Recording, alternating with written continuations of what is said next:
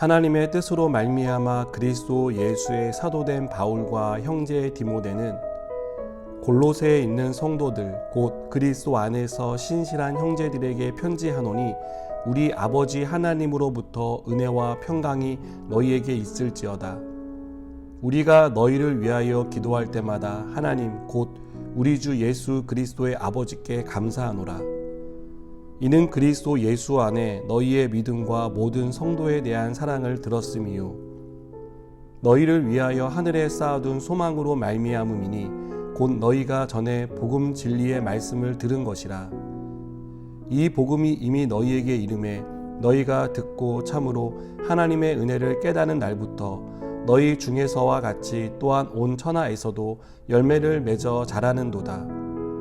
이와 같이 우리와 함께 종된 사랑하는 에바브라에게 너희가 배웠나니 그는 너희를 위한 그리스도의 신실한 일꾼이요 성령 안에서 너희 사랑을 우리에게 알린 자니라. 아멘. 골로새서는 에베소서, 빌립보서, 빌레몬서와 함께 바울이 감옥에서 쓴 편지입니다. 바울은 가택연금을 당한 상태에서 골로새 교회 성도들에게 편지를 써야 했습니다.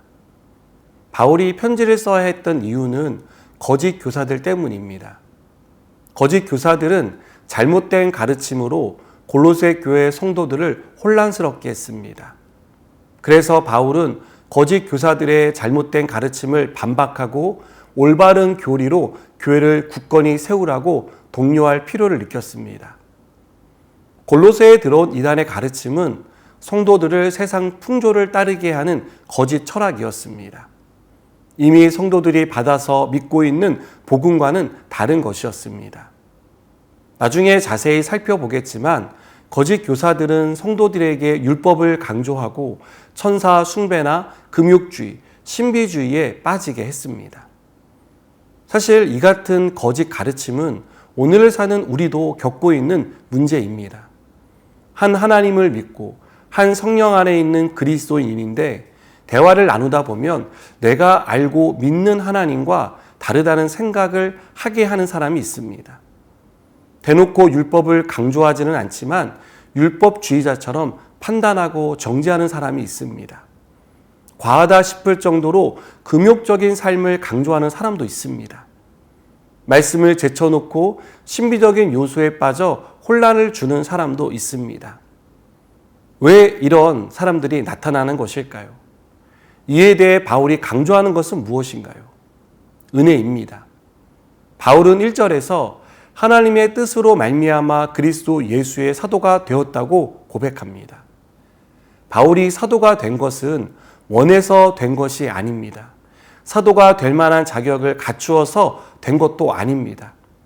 바울이 사도가 된 것은 하나님의 뜻이라 말하는 은혜가 임했기 때문입니다.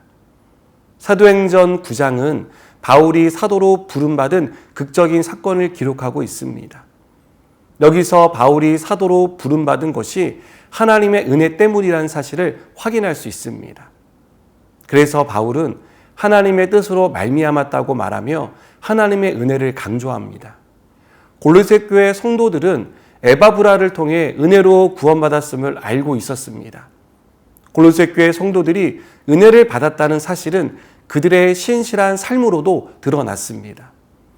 은혜 받은 사람은 주어진 삶을 신실하게 살아갑니다. 이전과 같은 삶을 살지 않고 다른 삶을 살기 때문입니다. 그리고 계속 하나님이 주시는 은혜와 평강 안에 머물고 싶어 합니다. 또 은혜로 받은 믿음을 지키기 위해서라면 어떤 대가를 치르더라도 그것을 기꺼이 지킵니다. 그래서 어떤 사람은 높은 연봉을 받던 자리를 포기하고 낮은 연봉을 받는 자리로 옮기기도 합니다. 높은 연봉을 받기 위해 부당한 일, 부도덕한 부끄러운 일을 했던 자신의 과오를 반성하고 그렇게 살지 않기 위해 이러한 일을 하는 것입니다. 또 은혜를 아는 사람은 서로 사랑합니다. 은혜는 사랑할 수 없는 원수도 사랑하게 합니다. 수억 원을 준다고 해도 원수를 사랑하는 것은 쉽지 않습니다. 그러나 하나님의 은혜는 나도 내가 원수로 여기는 사람과 다를 바 없는 죄인이라는 사실을 깨닫게 하여 원수를 용서하고 사랑하게 합니다. 복음은 이렇게 우리에게 자격 없는 사람이 은혜로 말미암아 하나님의 자녀가 되었다는 것을 가르쳐 줍니다. 그리고 이 은혜로 충분하다고 말씀합니다. 여기에 다른 어떤 것이 더해질 필요가 없습니다. 하나님의 은혜로 충분하고 완전합니다. 오늘도 이 은혜를 받은 우리가 계속해서 이 은혜 안에 살아가길 축복합니다. 기도하시겠습니다. 하나님, 하나님의 은혜면 충분합니다. 그 은혜를 지금도 받고 있고 그 안에 날마다 살아가기를 소망합니다. 함께하여 주시옵소서. 예수님의 이름으로 기도드립니다. 아멘.